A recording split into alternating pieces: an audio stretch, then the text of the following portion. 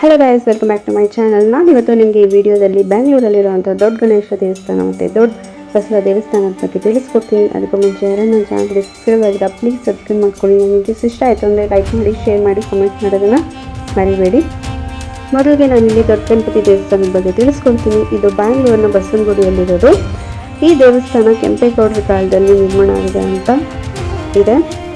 ಇದನ್ನು ಶಕ್ತಿಶಾಲಿ ದೇವಸ್ಥಾನ ಅಂತಲೇ ನಂಬ್ತಾರೆ. ಯಾಕೆ ಇದನ್ನು ಕ್ರಿಸ್ತಶಕ 1536ರಲ್ಲಿ ಕೆಂಪೇಗೌಡರ ಕಾಲದಲ್ಲಿ ಈ ದೊಡ್ಡ ಗಣಪತಿ ದೇವಸ್ಥಾನನ ನಿರ್ಮಿಸಲಾಗುತ್ತೆ.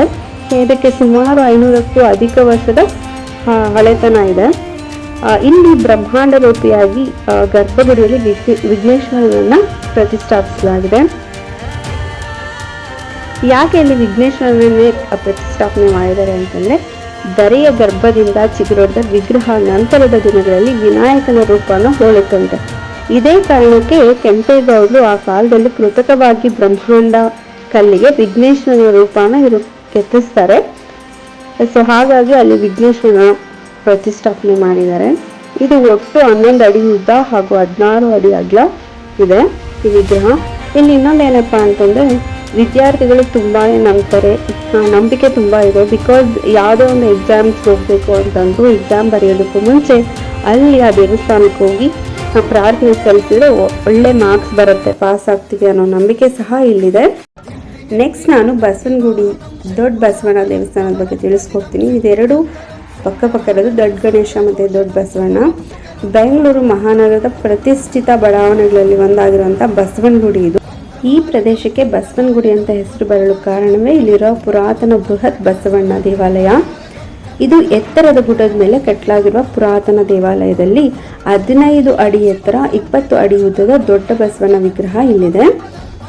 ಇದು ನಾಡಪ್ರಭು ಕೆಂಪೇಗೌಡರು 1537ರಲ್ಲಿ ಈ ದೇವಾಲಯನ ಕಟ್ಟಿಸ್ತಾರೆ. ಈ ದೇವಾಲಯದ ಮುಂದೆ ಸುಂದರವಾದ ಧ್ವಜಸ್ತಂಭವಿದೆ. ದೇವಾಲಯಕ್ಕೆ ಭವ್ಯವಾದ ಗೋಪುರವಿದ್ದು ಒಳ ಪ್ರಕಾರದಲ್ಲಿಯೂ ಸಹ ವಿಶಾಲವಾದ ಗುಡಿ, ಪ್ರದಕ್ಷಿಣಾ ಪಥ ಸಹ ಇಲ್ಲಿದೆ. ಬಾಗಿಲಲ್ಲಿ ದ್ವಾರಪಾಲಕರ ಶಿಲ್ಪಿಗಳಿವೆ. ಈ ಗರ್ಭಗೃಹದಲ್ಲಿರುವ ಕಪ್ಪು ಶಿಲೆಯ ಬಸವ ಉದ್ಭವ ಮೂರ್ತಿ ಎಂದು ಹೇಳ್ತಾರೆ. ಶಿವನ ವಾಹನ ಬಸವ ಇಲ್ಲಿ ಬಂದು ಶಿಲೆಯಾದ ಎಂಬ ಪ್ರತೀತಿ ಸಹ ಇಲ್ಲಿದೆ. ಇದಕ್ಕೆ ಒಂದು ಸಣ್ಣ ಕಥೆ ಇದೆ, ನಾನು ಅದನ್ನು ಸಹ ನಿಮಗೆ ಹೇಳ್ತೀನಿ, ಕೇಳಿ.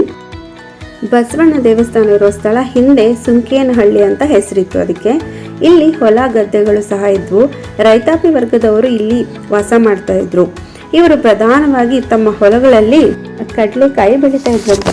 ಸರ್ವರಿಗೂ ಸಮಪಾಲು, ಸರ್ವದು ಸಹಬಾಳ್ವೆ ಅಂತ ನಂಬಿ ಬದುಕ್ತಾ ಇದ್ದಂಥ ರೈತರು ಕಡಲೆಕಾಯಿ ಫಸಲು ಬಂದಿದ ತಕ್ಷಣ ಅವರು ಕಾರ್ತಿಕದಲ್ಲಿ ತಾವು ಬೆಳೆದ ಎಲ್ಲ ಕಡಲೆಕಾಯನ್ನು ರಾಶಿ ಮಾಡಿ ಕಣದ ಪೂಜೆ ಮಾಡ್ತಾ ಇದ್ರಂತೆ.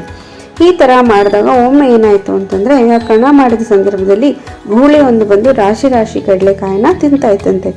ಈ ಗೂಳಿ ಅಂದರೆ ಬಸವನ ಕಾಟ ತಾಳಲಾರದೆ ಆ ರೈತರು ಏನು ಮಾಡ್ತಾರೆ, ಒಂದು ದಿನ ರಾತ್ರಿ ಕಾಯ್ತಾರಂತೆ ಯಾವ ಬಸವ ಬರುತ್ತೆ ಅಂತ ಅಂದ್ಬಿಟ್ಟು ಅದನ್ನು ಓಡಿಸ್ಬೇಕು ಅಂತ. ಆಗ ಅವ್ರು ಅನ್ಕೊಂಡಂಗೆ ಒಂದು ಬಸವ ಬರುತ್ತೆ. ಅದು ಆ ಕಡಲೆಕಾಯಿ ತಿಂತಾ ಇದ್ದದನ್ನು ನೋಡಿದ ರೈತರಿಗೆ ತುಂಬ ಕೋಪ ಬರುತ್ತಂತೆ.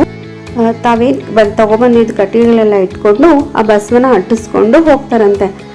ಅದು ಇವ್ರ ಕೈಯಿಂದ ತಪ್ಪಿಸ್ಕೊಂಡು ಓಡ್ತಾ ಆ ಸುಂಕಿನಲ್ಲಿಂದ ಸ್ವಲ್ಪ ದೂರದಲ್ಲಿ ಒಂದು ಗುಡ್ಡ ಇರ್ತದೆ. ಆ ಗುಡ್ಡ ಹತ್ತಿಬಿಟ್ಟು ಅದು ಕಲ್ಲಾಗೋಯ್ತು ಅಂತ ಒಂದು ಪ್ರತೀತಿ ಇದೆ. ಈ ಸೋಜಿಗನ ಅವರು ಕಣ್ಣಾರೆ ಕಂಡ್ರಲ್ಲ ರೈತರು.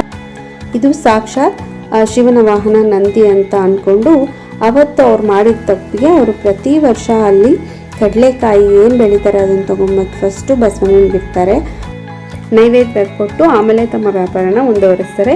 ಸೊ ಹಾಗಾಗಿ ಪ್ರತಿ ವರ್ಷ ಕಾರ್ತಿಕ್ ಮಾಸದಲ್ಲಿ ಇಲ್ಲಿ ಕಡಲೆಕಾಯಿ ಪರಿಸೆ ನಡೆಯುತ್ತೆ. ಇದಿಷ್ಟು ವಿಡಿಯೋ. ನಿಮ್ಗೆ ಇಷ್ಟ ಆಯಿತು ಅಂತ ಅಂದ್ಕೊತೀನಿ. ಇಷ್ಟ ಆಯಿತು ಅಂತಂದರೆ ತಪ್ಪದೆ ಈ ಪ್ಲೇಸ್ಗೆ ಬಂದು ವಿಸಿಟ್ ಮಾಡಿ, ನಿಮಗೆ ಖಂಡಿತ ಇಷ್ಟ ಆಗುತ್ತೆ. ಅಡ್ರೆಸ್ ನಾನು ಡಿಸ್ಕ್ರಿಪ್ಷನಲ್ಲಿ ಕೊಟ್ಟಿರ್ತೀನಿ, ಚೆಕ್ ಮಾಡಿ ಒಂದ್ಸಲ.